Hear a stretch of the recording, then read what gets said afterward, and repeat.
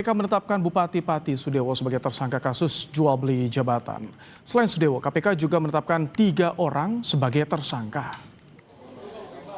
KPK menyebut Bupati Sudewo terlibat kasus jual beli jabatan di lingkungan pemerintah desa Kabupaten Pati. Dari kasus ini, KPK menyita barang bukti uang sebesar 2,6 miliar rupiah. Selain Sudewo, KPK juga menangkap 3 kepala desa.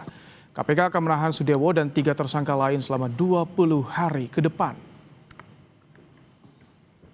Komisi Pemberantasan Korupsi menetapkan 4 orang tersangka sebagai berikut.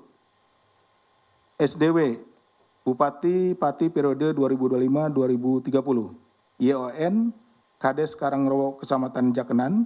Jion, Kades Arumanis Kecamatan Jaken.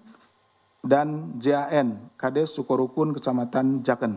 Itu tim KPK juga turut mengamankan sejumlah barang bukti berupa uang tunai senilai 2,6 miliar yang diamankan dari penguasaan JAN, Jion, Yon, dan SDW. Sudewo sempat menjadi sorotan saat didemo oleh warganya karena sejumlah kebijakan kontroversial. Sudewo sempat didesak mundur setelah kebijakan pajak naik ratusan persen. Akhirnya DPRD Pati tolak wacana pemakzulan Sudewo lewat pansus angket.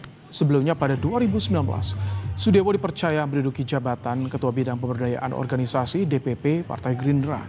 Karir politiknya semakin menguat saat ia terpilih sebagai anggota DPR selama 2 periode, yakni 2009 hingga 2013 dan 2019 hingga 2024. Puncak karir politik Sudewo pada pemilu 2024 ketika terpilih sebagai Bupati Pati periode 2025 hingga 2030.